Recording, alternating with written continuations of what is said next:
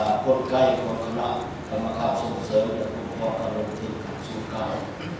กำลังสร้างกลไกทางตัวเดียวเพื่อให้การพิจารณาคณะโครงการและแก้ไขคำเสนอต่างๆบอกไว้โปร่งใส2ได้ปรับปรุงการคุ้มครองระบบการเงินงบประมาณในเข้มงวดโดยแก้ไข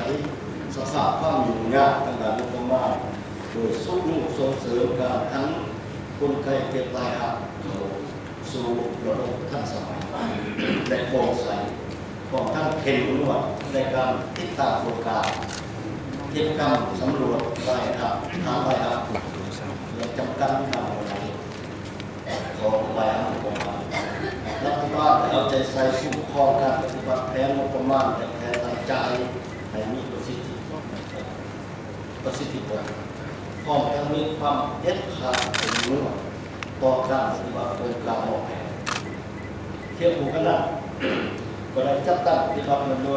โยบายประหยัดตามการฟุ่มเฟือยในเรื่องของท่านโดยได้ออกตำราออกเลยระเบียบการของกองทัพประจำตำแหน่งของการนำซึ่งได้เลยปฏิบัติตัวจริงสำหรับการทำงานสูงจำนวนหนึ่งโดยผลสำเร็จของตัวเราการดำเนินการดังกล่าวได้ทำการสนับสนุนอย่างกว้างขวางในทุกสังคมหรือเป็นการแสดงให้เห็นสัญลักษณ์แห่งความเปลี่ยนแปลงการตามนโยบายประจำของรัฐบาลต่อจากนี้รัฐบาลจะสืบต่อจัดตั้งปฏิบัตินโยบายประหยัดในการฟุ่มเฟือยในโครงข่ายอื่นๆหรือรายแบบต่อไปให้เป็นรูปธรรมในรัฐบาล3ได้สืบต่อคุ้มครองเงินตราให้มีเสถียรภาพสืบต่อปฏิบัตินโยบายดอกเบี้ยตามกลไกตลาดที่มีการคุ้มครอง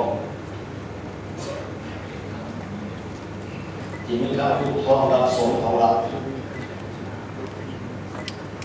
สืบต่อกำหนดอัตราดอกเบี้ยเงินฝากเงินกู้อย่างเหมาะสมเพื่อสร้างเงื่อนไขให้ภาคธุรกิจก็คือผู้ประกอบการเคลื่อนไหวการผลิตธุรกิจ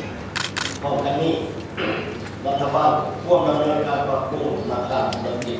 จำนวนหนึ่งคือธนาคารส่งเสริมเกษตรกรรมธนาคารการค้าธนาคารพัฒนาลาวเพื่อให้สามารถเคลื่อนไหว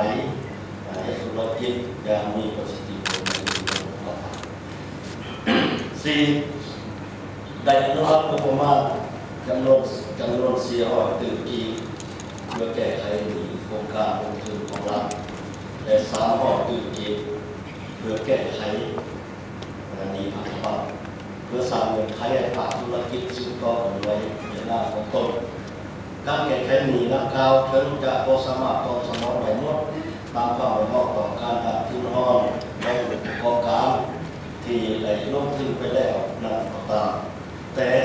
ก็เป็นสัญญาณที่ดีให้แก่ภาคธุรกิจทำงานกำลังใจพร้อมการแก้ไขดังกล่าวในดำเนินไปกับโปร่งใสสอดคล้องกับวินัยแผนการในการเงินต่อจากนี้รัฐบาลก็สืบต่อค้นคว้าและจัดหาแรงงบประมาณเพื่อสืบต่อแก้ไขสิ่งที่ดังกล่าวต่อไปอย่างเข้าใจการมีความใจใส่และปรับปรุงกลไกจำหน่ายพันธบัตรของรัฐบาลและออกมาทำการในคุ้มครองพันธบัตรในทางผมมีคุณภาพสร้างความสะดวกแก่ผู้ซื้อถือครองในลดความเสี่ยงต่างๆในทบทวนในโครงการขึ้นกับโครงการเสนอ